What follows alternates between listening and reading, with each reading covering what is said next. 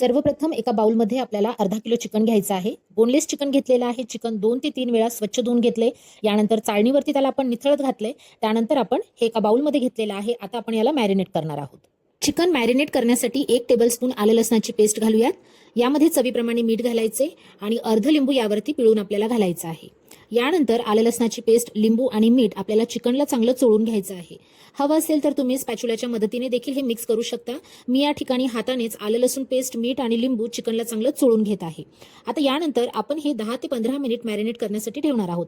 तोपर्यंत आपण बाकीची तयारी करून घेऊयात. तुम्ही बघू शकता या ठिकाणी आलं लसूण पेस्ट, मीठ चांगलं चिकनला आपण लावून घेतलेलं आहे. यावर झाकण ठेवायचे आणि बाकीची आपण तयारी करून घेणार आहोत. चिकन मॅरिनेट होईपर्यंत आपण त्यासोबत सर्व केला जाणारा लच्छा प्याज म्हणजेच अशा पद्धतीनं रिंग स्ट्रक्चरमध्ये कट करून घेतलेला कांदा की जो खाताना कुरकुरीत लागतो. यामध्ये वेगवेगळे फ्लेवर्स असतात. हा कट केला. यामध्ये थोडंसं पाणी घालणार आहे आणि फ्रीजरमध्ये मी याला ठेवणार आहे. या ठिकाणी माझ्याकडे आईस क्यूब नाहीये, त्यामुळे मी पाणी घालून याला फ्रीजरमध्ये ठेवते, म्हणजे एक प्रकारचा क्रंच त्यामध्ये येईल. आता या ठिकाणी मी चिकन मॅरिनेट झाल्यानंतर अर्धा कप हंकर्ड घेतलेला आहे, म्हणजेच घट्टसर असं दही गाळणीवरती निथळत घातलेलं होतं. त्यामधलं एक्स्ट्राचं पाणी खाली पडलेलं आहे आणि त्यानंतर वरती जे राहिलेलं आहे ते म्हणजे हे घट्टसर दही. हे 15 ते 20 मिनिट मी चांगलं निथळून घेतलंय आणि त्यानंतर हे दही मी या ठिकाणी वापरलेलं आहे. आता यामध्ये बाकीचे आपले बेसिक असे मसाले घालणार आहोत, जसे की कसुरी मेथी आहे, जिरे पावडर आहे, काळी मिरी पूड आहे, यानंतर काजूची पेस्ट आहे, त्यासोबत हिरव्या मिरचीची पेस्ट आहे आणि क्रीम जी असते तर ती मी मिक्सरला थोडीशी ताजी साय फेटून घेतलेली होती, ती यात घातलेली आहे. 1 ते 1.5 चमचा कॉर्नफ्लॉवर घातलेला आहे. यानंतर चाट मसाला वापरायचा आहे आणि आपल्याला हे जे सगळं आहे चांगलं मिक्स करून घ्यायचंय. अर्धा किलो चिकनच्या प्रमाणामध्ये मी सर्व साहित्य आणि मसाले वापरलेले आहेत. या ठिकाणी जवळजवळ अर्धा टीस्पून मी जिरेपूड, मिरेपूड आणि 1 टीस्पून कसुरी मेथी वापरलेली आहे. बाकीच्या ज्या गोष्टी आहेत ते त्या जवळजवळ 1 टेबलस्पून आहेत. साहित्याचं प्रमाण मी डिस्क्रिप्शन बॉक्समध्ये देते. यानंतर एक अमूलचा चीज क्यूब यामध्ये किसून घालायचा आहे आणि सगळं चांगलं मिक्स करायचंय. याला आता आपल्याला अर्धा तास मॅरिनेट करण्यासाठी मुरवत आपल्याला ठेवायचं आहे. आता यामध्ये बार्बिक्यूच्या स्टिक्स मी वापरलेल्या आहेत. तुमच्याकडे जर या स्टिक्स अवेलेबल नसतील तर तुम्ही घरामधल्या ज्या टूथपिक असतात त्याला तुम्ही अशा पद्धतीने 1 ते 2 चिकनचे जे पीस आहेत तर ते अशा पद्धतीनं लावून तुम्ही हा जो आहे मलाई टिक्का देखील करू शकता. तर या स्टिक्समध्ये मी जवळजवळ 4 चिकनचे जे पीसेस आहेत तर ते अशा पद्धतीनं टाकून घेते. तर 2 स्टिक्स या ठिकाणी तयार करून घेतलेले आहेत, तुम्ही या ठिकाणी बघू शकता. आता याला आपल्याला तव्यावरतीच शालो फ्राय करून घ्यायचं आहे. तर मी एका नॉनस्टिक पॅनला बटर लावलेलं आहे. शक्यतो यासाठी नॉनस्टिक पॅनच वापरायचा आहे. तर याला थोडंसं बटर लावायचंय, थोडंसं तेल देखील यामध्ये घालायचं आहे. तवा चांगला तापला की आता यावरती आपल्याला या स्टिक्स ठेवायच्या आहेत आणि अल्टी करून याला आपल्याला चांगलं शिजवून घ्यायचं आहे.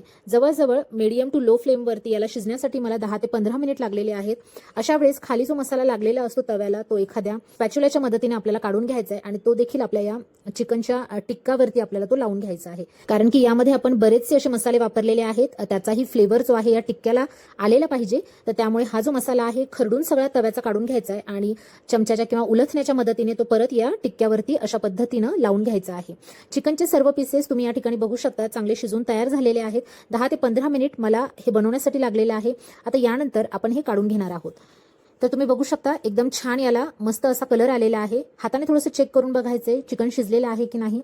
अजून गरज असेल तर अजून 4-5 मिनिट आपण त्याला शिजून द्यायचं आहे. कारण की आपण हे रेस्टॉरंटमध्ये ज्या पद्धतीने त्याला सगळीकडून आग असते अशा पद्धतीनं आपल्याकडे ते पॉसिबल नाहीये, त्यामुळे आपण हे पॅनवरती बनवलेलं आहे. आता बघा या ठिकाणी प्लेटिंग करताना मी कांदा जो आहे तो घेतलाय, लिंबू घेतलेला आहे आणि सोबत पुदिन्याची चटणी घेतली आहे आणि टोमॅटो केचप घेतलेला आहे. पुदिन्याच्या चटणीमध्ये मी दह्यामध्ये थोडीशी आपली जी हिरवी पुदिन्याची चटणी असते ती मिक्स केलेली आहे आणि तशा पद्धतीचं डिप मी या ठिकाणी बनवलेलं आहे. रेसिपी ही अतिशय सोपी आहे आणि घरी अवेलेबल असलेल्या सगळ्या साहित्यामध्ये इझिली ही आपण तयार करू शकतो. नक्की एकदा अशा पद्धतीने तुम्ही टिक्का कबाब ट्राय करा आणि तुमचे जे कमेंट्स असतील, अभिप्राय असतील तर ते मला कमेंट सेक्शनमध्ये नक्की सांगा. आता यावरती आपल्याला थोडंसं बटर लावून घ्यायचं आहे. गार्निशिंगसाठी यामध्ये थोडासा यावरती चाट मसाला टाकायचा आहे. थोडीशी मलाई तुम्ही यावरती टाकू शकता. थोडीशी गार्निशिंगसाठी यावरती आपण कोथिंबीर घालूयात. थोडंसं चीज यावरती किसून घालायचं आहे. बघा डिश कशी दिसत आहे, एकदम आपल्याला रेस्टॉरंटमध्ये ज्या पद्धतीनं सर्व केली जाते त्याच पद्धतीची डिश या ठिकाणी तुम्हाला दिसत असेल. तर नक्की जरूर रेसिपी ही ट्राय करा आणि कमेंट सेक्शनमध्ये नक्की कमेंट करा की रेसिपी कशी झाली आहे. व्हिडिओ आवडला असेल तर व्हिडिओला लाईक करा, शेअर करा आणि चॅनलला सबस्क्राईब करा. पुन्हा भेटूयात पुढच्या व्हिडिओमध्ये. तोपर्यंत बाय बाय, टेक केअर.